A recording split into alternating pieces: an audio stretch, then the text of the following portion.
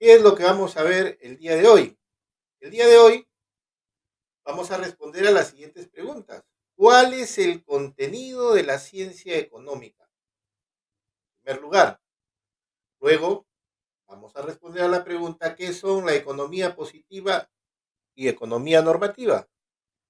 Y luego nos vamos a centrar en qué es lo que estudia la teoría económica y cuáles son los objetivos de la política económica.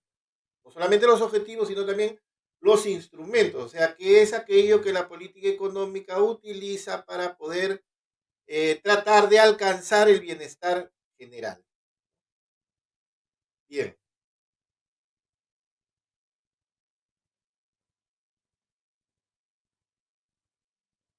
¿cuál es el contenido de la ciencia económica? El contenido de la ciencia económica es el conjunto de conocimientos propios. Hemos dicho que toda ciencia, para ser considerada como tal, debe tener un objeto, un método y un contenido. ¿Y cuál es el contenido? El conjunto de conocimientos propios de esa ciencia. Vale decir, todas las hipótesis, todos los modelos, todas las teorías, todas las leyes con las que los científicos de la economía tratan de explicar qué es lo que está ocurriendo en la realidad. Ya las hipótesis, los modelos, las teorías y las leyes nos permiten a nosotros explicar aspectos de la realidad económica, qué es lo que está ocurriendo, por qué hay inflación, por qué aumenta el desempleo, por qué el tipo de cambio sube o por qué el tipo de cambio baja. Entonces, todo eso tratamos nosotros de explicarlo. Lógicamente, ¿basados en qué? En el conjunto de conocimientos que nos están dando la ciencia económica.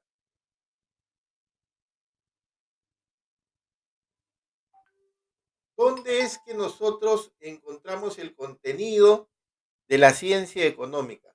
El contenido de la ciencia económica nosotros lo encontramos en la teoría económica. En la teoría económica es donde se encuentra todo el conjunto de conocimientos de la ciencia económica. Y la teoría económica se desagrega en dos, en microeconomía y en macroeconomía. ¿No? Micro, saben, micro viene de pequeño, ¿no? A nivel micro, nosotros que estudiamos, estudiamos el comportamiento de las empresas, estudiamos el comportamiento de las industrias también, no solamente de las empresas, sino también de las industrias. ¿Qué cosa es una industria? Una industria es el conjunto de empresas de un mismo sector. Por decir, la industria azucarera, ¿quiénes la conforman? La empresa agroindustrial Pomalca, la empresa agroindustrial Tumán, la empresa agroindustrial Pucallá, la empresa agroindustrial Laredo, Cartavio, Casagrande, Chucarapi, Andahuasi, todas las empresas que producen azúcar en nuestro país forman la industria azucarera. Y la industria azucarera, si bien está formada por todo el conjunto de empresas que producen azúcar, no es estudiado por la macro, es estudiado por la microeconomía. Y ustedes dirán, entonces, ¿qué estudia la macro? La macro estudia toda la producción nacional, no solamente de azúcar, sino toda la producción de arroz, más la producción de azúcar, más la producción de petróleo, más la producción de aceite, todo. Por eso es que la macroeconomía lo que estudia son agregados. Y la microeconomía estudia a la empresa, a la industria, al consumidor, cuál es el comportamiento del consumidor, y a los mercados. Y a los...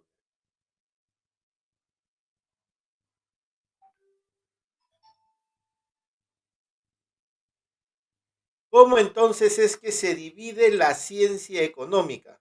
¿Cómo se divide la ciencia económica? La economía se desagrega en primer lugar en economía positiva y economía normativa. La economía positiva se desagrega a su vez en dos, economía descriptiva y teoría económica. La teoría económica se desagrega en micro y macroeconomía. Mientras que la economía normativa utiliza la política económica, ¿para qué? Para tratar de cambiar la realidad. Se supone para tratar de mejorarla, de mejorarla. Entonces, ¿para qué instrumentos utiliza la política económica para tratar de cambiar, modificar, mejorar esa realidad? Utiliza principalmente la política fiscal y la política monetaria. También hay la política exterior, también hay la política de ingresos o política de rentas, Pero ¿por qué yo no lo toco mucho estos temas? Porque recordemos que nosotros vivimos en una economía social de mercado, y en una economía social de mercado, por ejemplo, el caso del tipo de cambio, ¿no? El tipo de cambio es flexible, o sea, es libre, se determina libremente en los mercados cambiarios. El tipo de cambio no forma parte del manejo del Estado, así como tampoco los ingresos, salvo en la determinación de la remuneración mínima vital, ¿no? En la determinación de la remuneración mínima vital. Bien, vamos a desagregar esto y vamos a estudiar cada uno de de estas ramas de la economía. Vamos a empezar entonces por definir qué cosa es la economía positiva y qué cosa es la economía normativa. La economía positiva describe, analiza, explica los fenómenos y hechos económicos tal y como se presentan en la realidad. Vale decir, la economía positiva estudia lo que es la realidad tal cual la observamos, mientras que la economía normativa estudia los efectos de la intervención del gobierno en la economía y qué es lo que se debe hacer para mejorar. Vale decir, lo que estudia es lo que debería hacer. La economía positiva estudia lo que es y la economía normativa estudia lo que debería ser. Por eso es que la economía positiva, al estudiar lo que es, tiene un carácter científico, objetivo. Por eso es que no emite juicios de valor, porque tiene un carácter científico, mientras que la economía normativa emite juicios de valor, que son personales y son subjetivos. Esta división de la economía en economía positiva y economía normativa fue planteada por John Neville Keynes, quien vivió entre 1852 y 1949. Este John Neville Keynes, por si acaso, no es John Maynard Keynes. Él es el padre de John Maynard Keynes. John Maynard Keynes es el padre de la macroeconomía. Pues bien, el papá de John Maynard Keynes, que se llamó John Neville, también fue economista. Y él dividió la economía en dos ramas, economía positiva y economía normativa. Ese fue su aporte.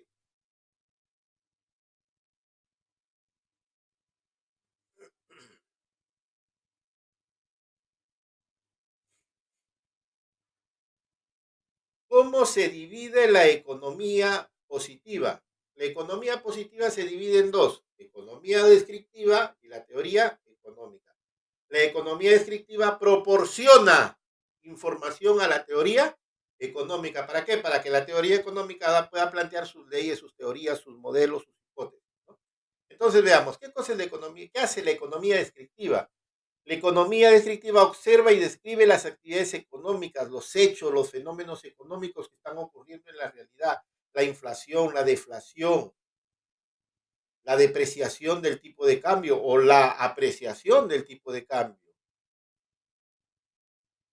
el empleo, el desempleo, el empleo formal, el empleo informal, por qué aumenta, por qué disminuye. Vale decir, la economía descriptiva lo que hace es recoge datos de la realidad observable, o sea, almacena información estadística. Información estadística que es recogida por quién. ¿Quiénes hacen economía descriptiva en nuestro país? El Instituto Nacional de Estadística e Informática recoge información de manera permanente de nuestra economía. El Banco Central de Reserva del Perú es otra entidad pública que también recoge información. Y el Ministerio de Economía y Finanzas, otro organismo público que recoge información de la realidad.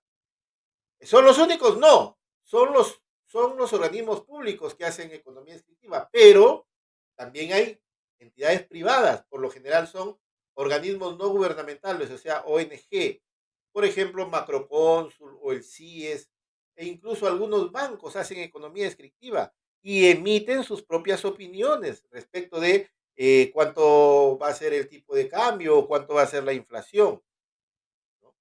También hacen eso.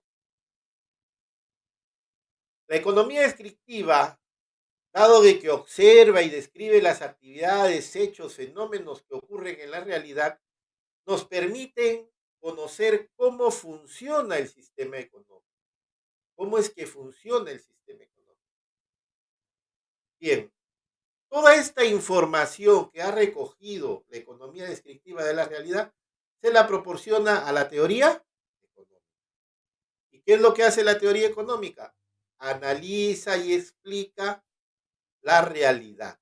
O sea, con toda esa información trata de analizar y explicar qué es lo que está ocurriendo en la realidad.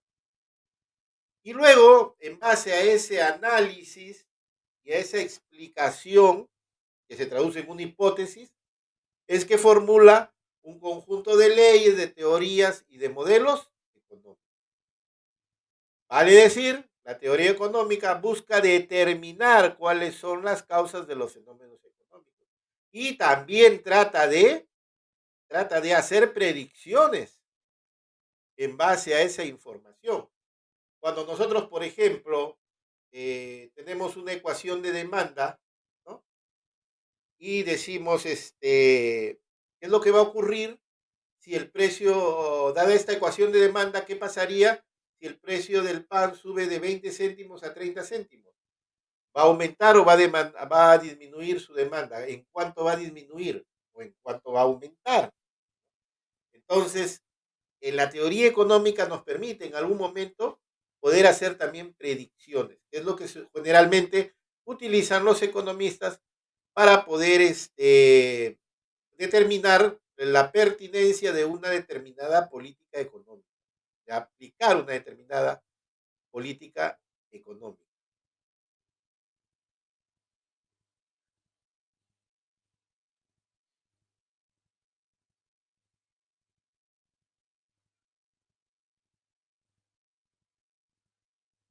¿Cómo se divide la teoría económica? La teoría económica se divide en dos: microeconomía y macroeconomía. La microeconomía, ya lo hemos dicho, estudia el comportamiento de las empresas, de las industrias, de los consumidores, de los mercados, ¿no? Y se divide en cuatro grandes teorías: la teoría del consumidor, la teoría de la empresa, la teoría de la producción y la teoría de la distribución. El padre de la microeconomía es un economista que se llamó Alfred Marshall, que vivió entre 1842 y 1924. Él escribió un libro llamado Principios de Economía, mientras que eh, la macroeconomía se divide en la teoría general de los agregados económicos y la teoría general del equilibrio y crecimiento, y fue estudiada por John Maynard Keynes, quien vivió entre 1883 y 1946. John Maynard Keynes escribió un libro que se llama La teoría general del empleo, la tasa de interés y el dinero. Bien, ¿qué estudiamos en la teoría del consumidor? ¿Cómo es que el consumidor maximiza su satisfacción? ¿Cuándo es que el consumidor maximiza su satisfacción? Eso lo vamos a ver la próxima semana, cuando veamos necesidades humanas, pero el consumidor maximiza su satisfacción no solamente cuando consume lo que necesita, sino lo que desea consumir. Y los deseos están en función de muchos aspectos, ¿no? La cultura y la satisfacción de esos deseos van a estar en función de los ingresos del consumidor. Entonces, si el consumidor no tiene ingresos, lógicamente no va a poder satisfacer sus deseos, pero por lo menos podrá satisfacer su necesidad. Ya lo vamos a ver con mayor detalle, repito, la próxima semana cuando veamos el tema de necesidades. ¿Qué estudiamos en teoría de la empresa? ¿Cómo es que la empresa trata de maximizar su ganancia? ¿Por qué? Porque como vamos a ver también más adelante cuando veamos el tema de empresa, el fin último de una empresa, el fin último de toda empresa es maximizar sus utilidades. Vale decir, las empresas son creadas para ganar dinero, no son creadas para satisfacer las necesidades de los demás. Eso es una utopía. Los empresarios crean empresa porque quieren ganar dinero, no porque quieran satisfacer sus necesidades, no, o las necesidades de las personas, no. Crean empresas porque quieren ganar dinero.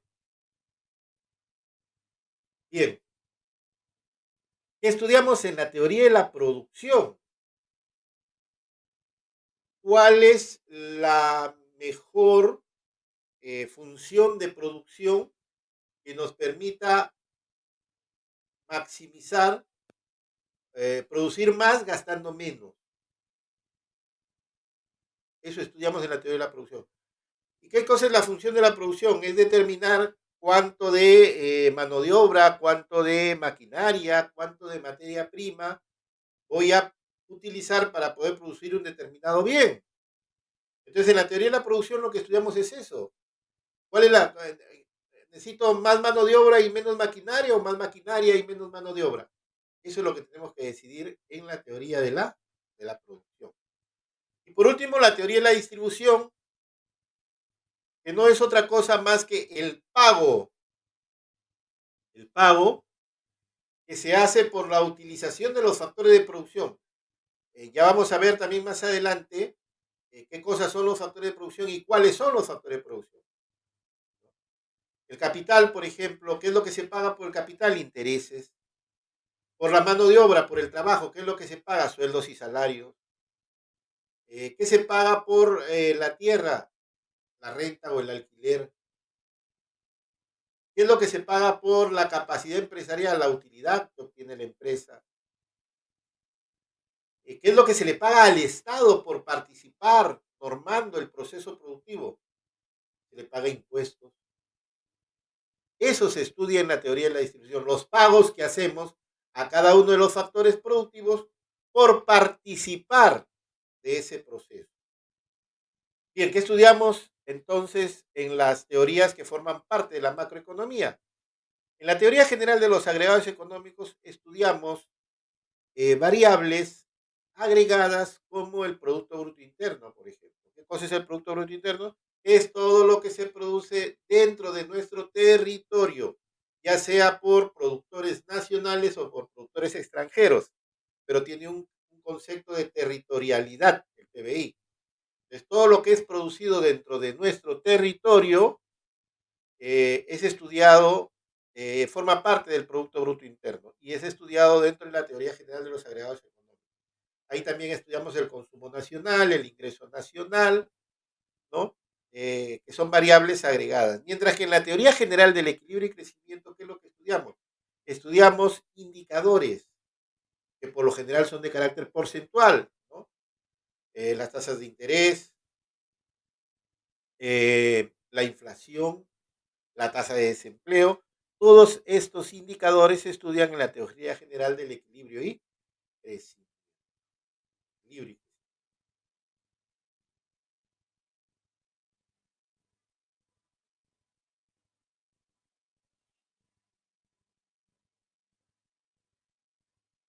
¿Qué es lo que emplea la economía normativa para tratar de solucionar los problemas económicos? Hemos dicho que la economía normativa estudia lo que debería ser, ¿no?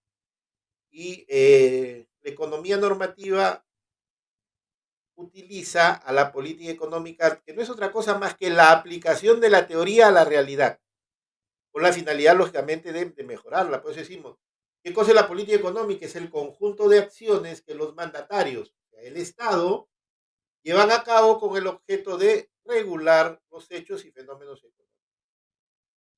A través de la política económica, el Estado trata de regular los hechos y fenómenos.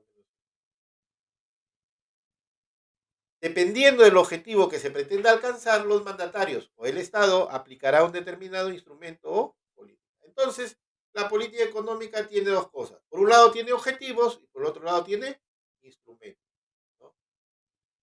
Los objetivos es qué es lo que busca la política económica.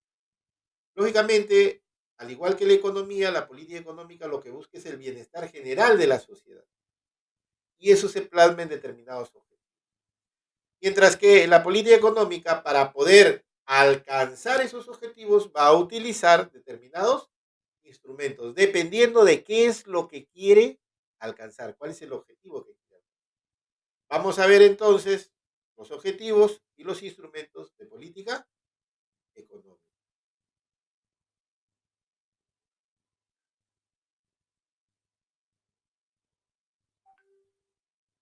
Bien, primero vamos a ver cuáles son los objetivos de política económica. ¿Cuáles son los principales objetivos de política económica? Y ahí tenemos tres objetivos: crecimiento, eficiencia distributiva y estabilidad económica. A ver, ¿qué es lo que sucede? Lo que sucede es que el Estado interviene en la economía a través de instrumentos de política económica tratando de corregir fallos del mercado. ¿Y cuáles son estos fallos del mercado? Por ejemplo, la escasez de bienes, la distribución poco equitativa de los bienes o la riqueza que se genera con el crecimiento económico, o lo elevado de los precios con efectos negativos para todos, o sea, la inflación. Entonces, eh, son tres los objetivos que persigue la política económica. Primero, crecimiento económico. ¿Qué significa crecimiento económico? ¿O cómo se mide el crecimiento económico? El crecimiento económico es de carácter cuantitativo, mientras que el desarrollo es de carácter cualitativo. Pues aquí el objetivo es cuantitativo. ¿Cuánto crece la producción año a año? ¿Cuánto crece el Producto Bruto Interno? Así es como nosotros medimos el crecimiento económico, a través del Producto Bruto Interno. Y el Producto Bruto Interno que creció, como por ejemplo este año, que ha crecido 13.2%, ¿no?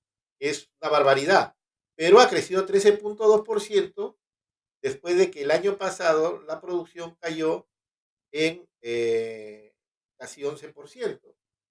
Entonces, no vayamos a pensar que si a 13 le restamos 11, entonces en realidad creció 2. No, no es así.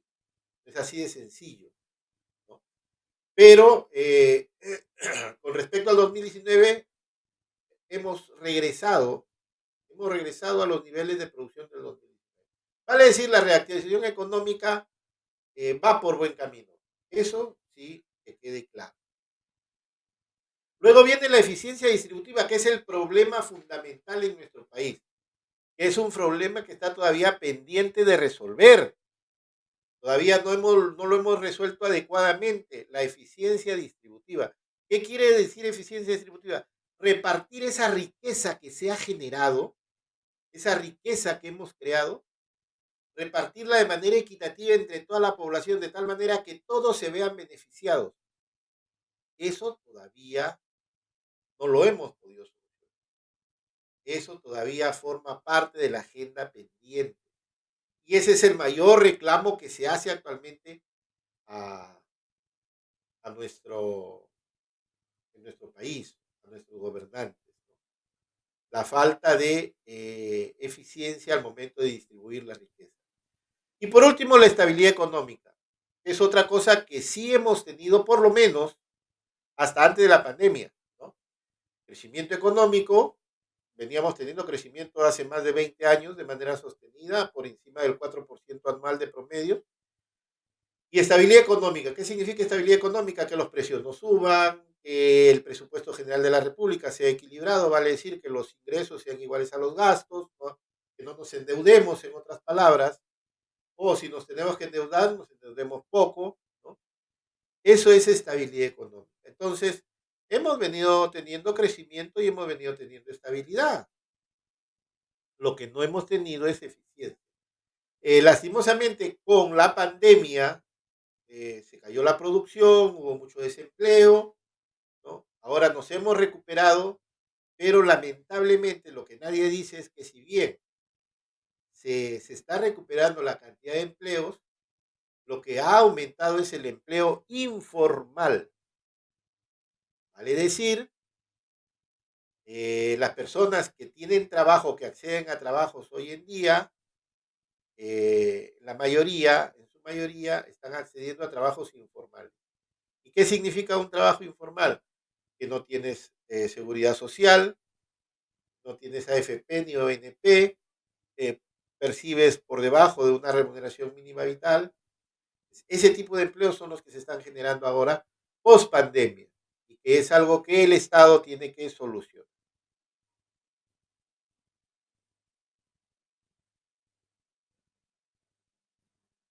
Bien, por último, ¿cuáles son los principales instrumentos de política económica?